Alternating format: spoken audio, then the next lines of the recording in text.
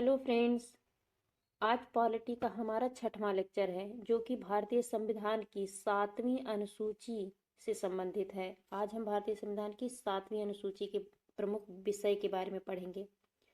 हमारे संविधान में जो कुल 12 अनुसूचियां दी गई हैं, उनमें 7वीं अनुसूची में 3 सूचियों के बारे में चर्चा है: केंद्र सूची, राज्य सूची और समवर्ती सूची।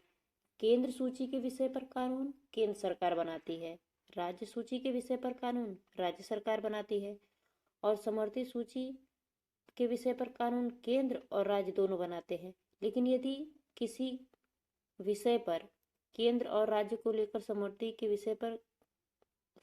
कानून के विषय पर केंद्र और राज्य के बीच कोई विवाद होता है कानूनों को लेकर, तो जो केंद्रीय कानून होगा वही मान्य होगा, अर्थात सर्वोच्च फिर केंद्रीय कानून होगा, ना कि राज्य कानून। आगे देखते हैं। भारतीय संविधान के अंतर्गत सिविल प्रक्रिया संहिता किस सूची का विषय है? किस सूची का विषय है? समवर्ती सूची। किसकी बात हो रही है? सिविल प्रक्रिया संहिता, अर्थात जिसके तहत आपराधिक मामलों में दंड दिया जाता है, उस पर कानून केंद्र भी बना सकता है और राज्य भी बना सकता है, जिसे हम आईपीसी कहते हैं। आगे देखते हैं। जनसंख्या नियंत्रण और परिवार नियोजन तथा आपराधिक मामले भारतीय संविधान की समवर्ती सूची में शामिल हैं। अब फ्रेंड्स, इसको देखिएगा ध्यान से कि जनसंख्या नियंत्रण और परिवार नियोजन आखिर अलग अलग राज्यों में अलग अलग समस्याएं हो सकती हैं, जो कि केवल केंद्र कानून बना देगा तो एक तरीके से लागू होगा, केवल राज्य बनाएंगे तो राज्य अपने मनमाने तरीके से भी बना सकते हैं। लेकिन अगर दोनों का अधिकार होगा तो एक दूसरे के प्रति उत्तरदायित्व की भावना रहेगी। जैसे जनसंख्या की समस्या जगह के अनुसार बदलती रहती है, जैसे जो समस्या जनसंख्या की या नियंत्रण को लेके हो गया, या फिर जैसे गंगा यमुना दोआब में जनसंख्या वृद्धि दर अधिक है, वहीं अरुणाचल प्रदेश जो कि एक पर्वतीय प्रदेश है, वहाँ पे जनसंख्या बहुत कम है। जैसे राजस्थान का जैसलमेर क्षेत्र हो गया, पठारी प्रदेश हो गए, लद्दाख क्षेत्र हो गया, उत्तराखंड क्षेत्र होगा, वहाँ की जनसंख्या वितरण और गंगा यमुना दोआब या अन्य क्षेत्रों की जनसंख्या वितरण में भिन्नता है। तो इसीलिए इसको समवर्ती सूची में शामिल कर दिया गया ताकि इस पर कानून केंद्र और राज्य दोनों बना सके। हाँ, केंद्रीय कानून को राज्य रेफरेंस के रूप में ले सकते हैं। चलिए आगे देखते हैं। शिक्षा किस सूची का विषय है? किसकी बात हो रही है? शिक्षा समवर्ती सूची का विषय है। शिक्षा प्रारंभ में राज्य सूची का विषय था। इसे 42वां संविधान संशोधन 1976 के द्वारा समवर्ती सूची में शामिल किया गया। अर्थात पहले शिक्षा पर कानून राज्य ही बनाता था, लेकिन 42वां संविधान संशोधन करके 76 से अब इस पर केंद्र और राज्य दोनों कानून बना सकते हैं। इसीलिए अभी हाल ही में नई शिक्षा नीति 2020 आई है, जिसके बारे में हम चर्चा करेंगे कभी। तो अब इस पर केंद्र भी कानून बनाया है। अब राज्य अपनी परिस्थिति के अनुसार या फिर वहाँ के नियमों के अनुसार शिक्षा के जो कानून बना है उसमें परिवर्तन कर सकते हैं, या वही हूबहू लागू कर सकते हैं, या अपने तरीके से भी लागू कर सकते हैं। तो आगे देखते हैं। भूमि सुधार किस सूची के अंतर्गत शामिल है? तो राज्य सूची के अंतर्गत। भूमि अधिकतर भाई भूमि की सारी समस्याएं तो राज्यों की ही हैं भाई। राज्य एक भूमि है, केंद्र की अपनी स्वतंत्र रूप से तो कोई भूमि है नहीं, वो राज्यों में बटा हुआ है। तो भूमि समस्या राज्यों से संबंधित है और भूमि समस्या अलग अलग राज्यों में अलग अलग तरीके से है। पर्वतीय पठारी प्रदेशों में अलग है, जहाँ उत्पादकता अधिक है वहाँ की समस्या अलग है, जहाँ पे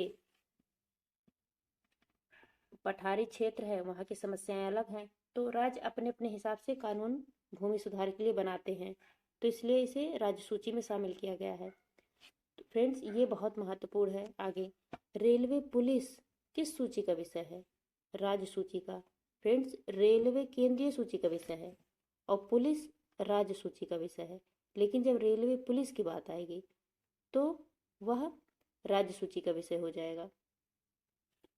रेलवे में जो वहाँ का शासन व्यवस्था देखी जाएगी वह रेलवे पुलिस के द्वारा देखी जाएगी, वहाँ की जो पुलिस व्यवस्था है, लेकिन उसके जो कर्मचारी होंगे और या फिर वो पूरा रेलवे, वो केवल केंद्र के सूची का विषय है।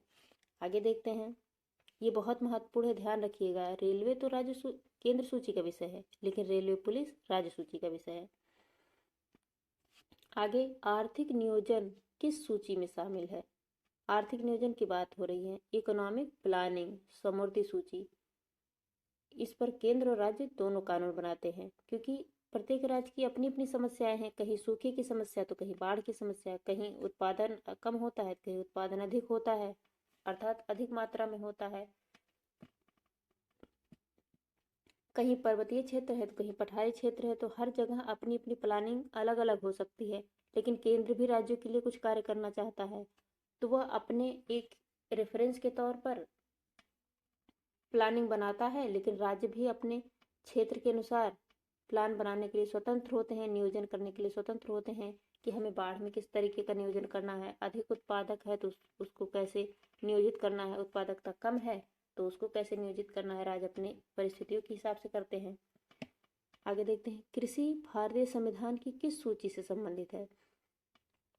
किसकी बात हो रही है? कृषि की, तो वह राज्य सूची का विषय है। फ्रेंड्स, याद रखिएगा कि कोई भी लगभग जो प्राथमिक क्षेत्र है वो राज्य सूची के विषयों में ही शामिल किया जाता है, चाहे भूमि हो गया, कृषि उत्पादन से संबंधित कोई चीज हो गया, मेले हो गए, लोकल रोड हो गया, ये सब राज्य सूची के अंतर्गत ही आते हैं। आगे देखते हैं, पंचायती राज किस सूची में सम्मिलित है? तो वह राज्य सूची में सम्मिलित है। किसकी बात हो रही है? पंचायती राज की। तो हमारे संविधान में पंचायती राज अधिनियम कब जोड़ा गया? संविधान में वर्ष 1992 में 73वां संविधान संशोधन करके इसको संवैधानिक दर्जा दिया गया और राज्य सूची का विषय बनाया गया। क्योंकि देखा जाता है कि कुछ राज्यों में तो परिस्थितियां ऐसी हैं कि पंचायती राज लागू भी नहीं है, जो कि संविधान में अनिवार्यता है, लेकिन वहाँ की परिस्थिति के अनुसार वहाँ लागू नहीं किया गया। जैसे पूर्वोत्तर के कई क्षेत्रों में पंचायती राज लागू नहीं है, तो कहीं 2 स्तरीय है तो कहीं 4 स्तरीय पंचायती राज है।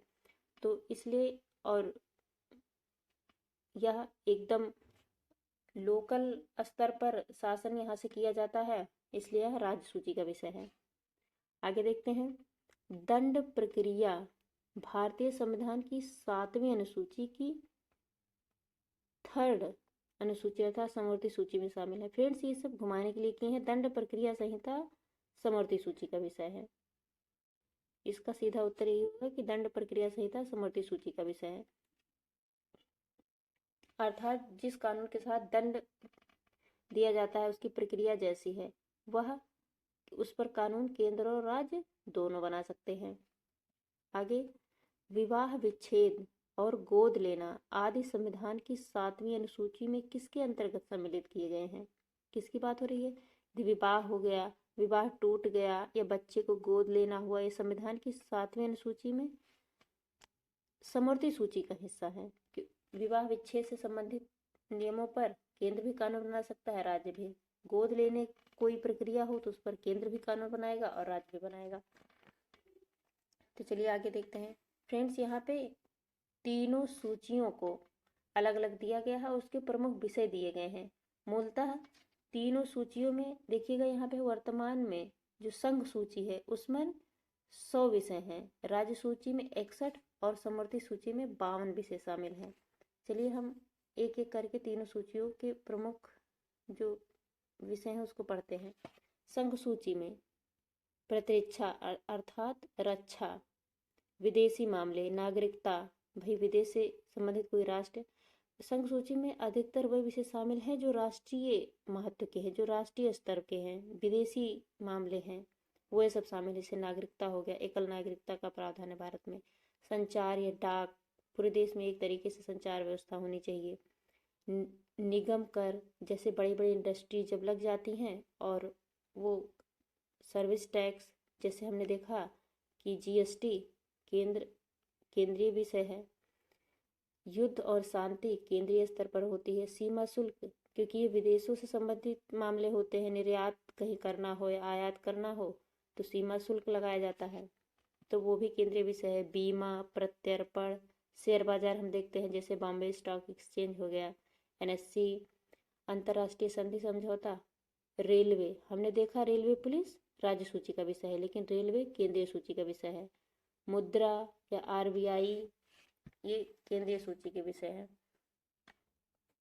आगे देखते हैं, समुद्री व हवाई मार्ग ये सब अंतर्राष्ट्रीय मुद्दे हैं, इसलिए यह केंद्र की सूची में शामिल किए गए हैं। विदेशी ऋण व विदेशी व्यापार, विदेशी से संबंधित कोई भी नियम कानून होगा वो केंद्र के अधीन ही होगा। जैसे लॉटरी हो गया, जब बड़े बड़े स्तरों पर लॉटरी लगाई जाती है वो भी केंद्रीय कानून के अंतर्गत आएगा। केंद्रीय सूची का विषय है। आयकर, कृषि से अलग, कृषि पर जो आयकर लगेगा वो राज्य लगाएगा, लेकिन जो साधारण रूप से आयकर है वह ये सेवा से आ गया या अन्य किसी से आ गया वह केंद्रीय सूची का विषय होगा। जनगणना हम देखते हैं, अभी हमने देखा परिवार नियोजन, ये किसका विषय था, तो समवर्ती सूची का विषय था। लेकिन परिवार नियोजन समवर्ती सूची का विषय, फ्रेंड थोड़ा सा चेक कर लेते हैं, परिवार नियोजन किसका विषय है, समवर्ती सूची का। उस पर केंद्र और राज्य दोनों कानून बनाते हैं।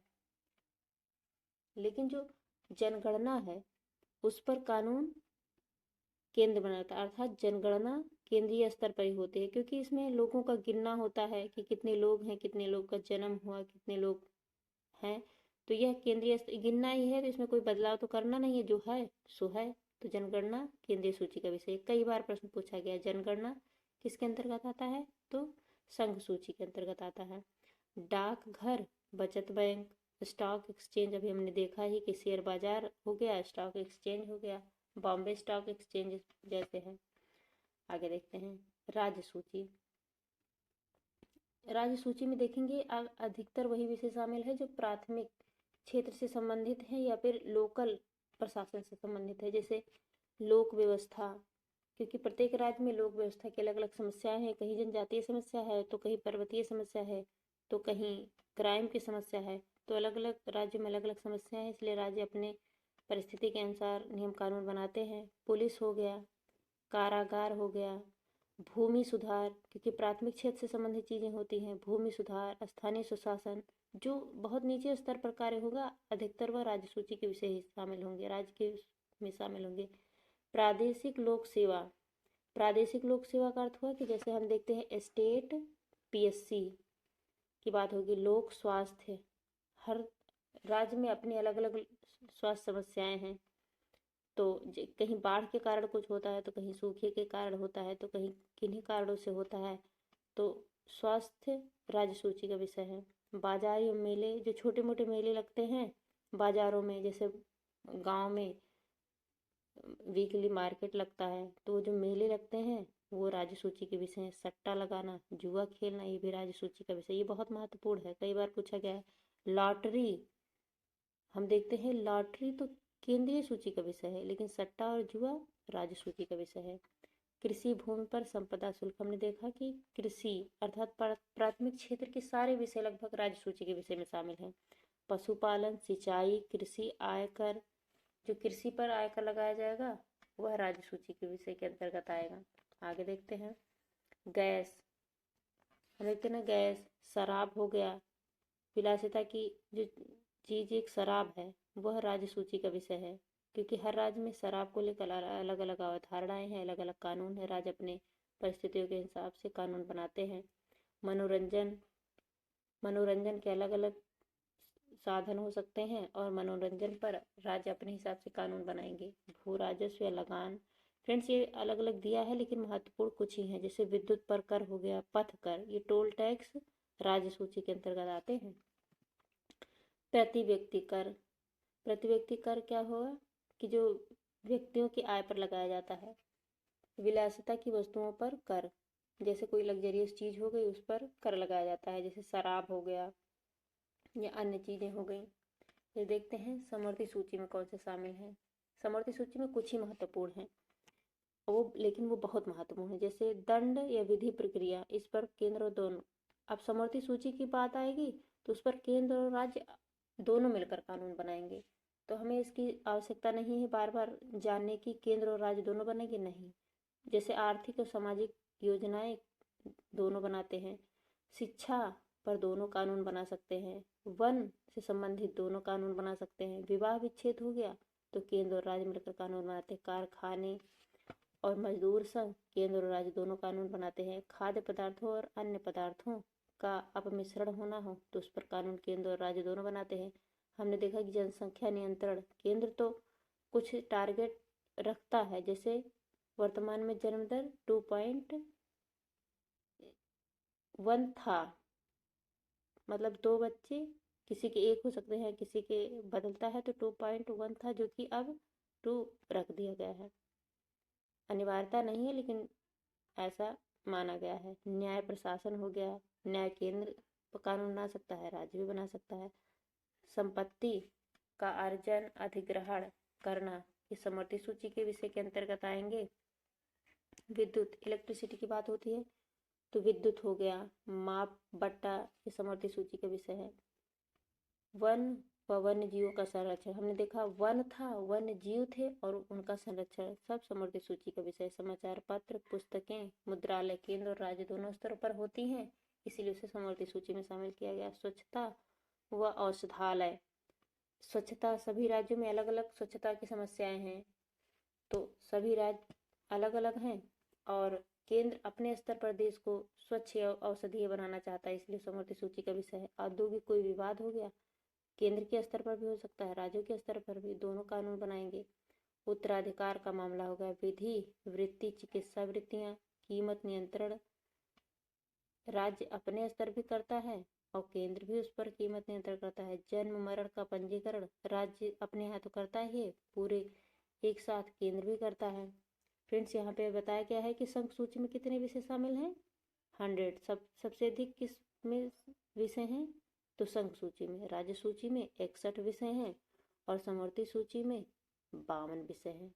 तो सर्वाधिक विषय किस में है, संघ सूची में, फिर राज्य सूची में, फिर समवर्ती सूची में। चलिए फ्रेंड्स, इस लेक्चर को यहीं पर समाप्त करते हैं। Thank you very much.